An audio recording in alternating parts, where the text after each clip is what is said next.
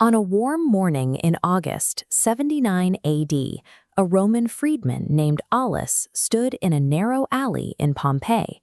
He had just sealed 6 wide-mouthed clay jars and left them in the sun. By evening, Aulus and his neighbors were dead, buried under the ash of Mount Vesuvius. Those jars sat undisturbed for over 1,900 years, until excavators finally lifted the lids in the early 1960s. The liquid inside had turned to powder, but sitting neatly at the bottom were perfectly identifiable spines of anchovies covered in salt residue. Aulus ran a garum shop. He was making premium fermented fish sauce, what the Romans called liquamen primum. A single ceramic jug of this liquid, no bigger than a modern wine bottle, cost a Roman legionary 3 full years of marching pay. Today, we are going to follow the surviving Roman texts to recreate his recipe. We are rebuilding the process step by step, extracting the exact same liquid to see if it actually tastes like something a person living today should pay for. The Roman obsession with this gish paste shows the extreme effort they would invest in a single flavor, transforming the cheapest fish in the sea into a product that took months of sun and salt to perfect. The ingredient list, pulled from farming manuals and the cookbook of Apicius, requires very little. You need coarse sea salt and a large catch of small, oily fish. I am using fresh anchovies. Step 1 is where modern cooks usually make an error. If you bring these home, your first instinct is to clean them, chop off the heads, and pull out the guts. You have to leave them entirely whole. Inside a living anchovy, enzymes break down food. When the fish dies, these enzymes do not stop working. They turn on the only protein still available, the fish's own muscle tissue. Over weeks, they liquefy the fish from the inside out. This is autolysis. The internal organs that we typically throw in the trash are the mandatory chemical engine required to break the meat down into the empire's most expensive condiment. With the fish completely intact, we assemble the jar. You lay down alternating bands of whole anchovies and coarse salt, pressing them tightly together. The ratio here dictates success or failure.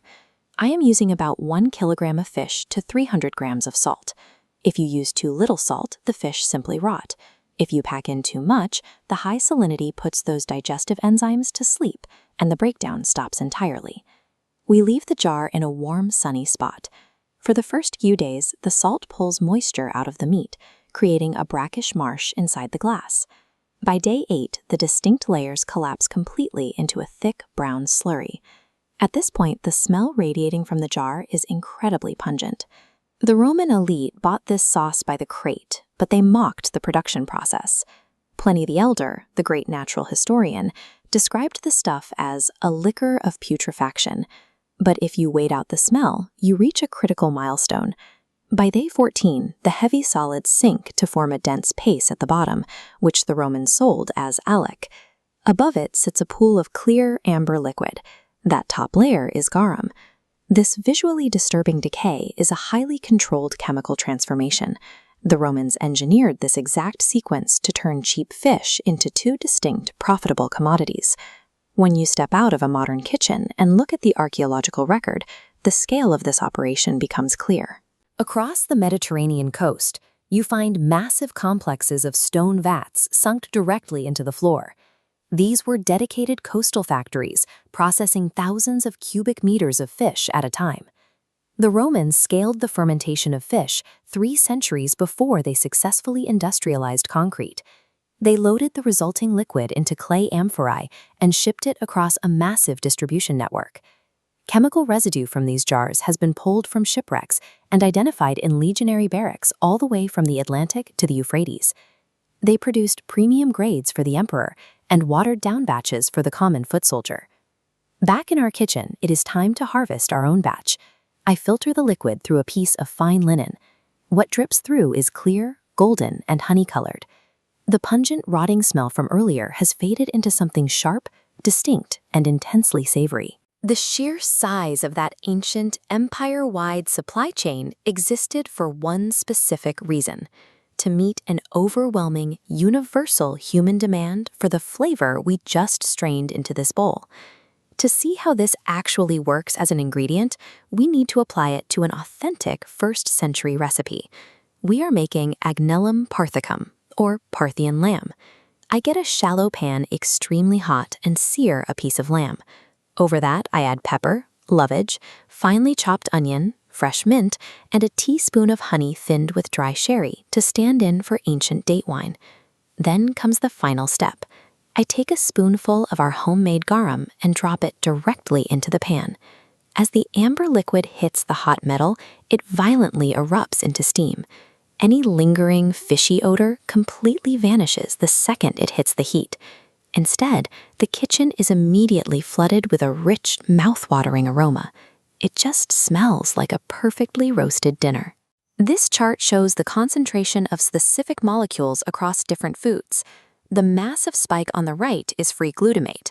When the enzymes broke down the fish protein over those weeks in the sun, they released extreme concentrations of this exact molecule, which delivers an intense wall of savory flavor, known as umami.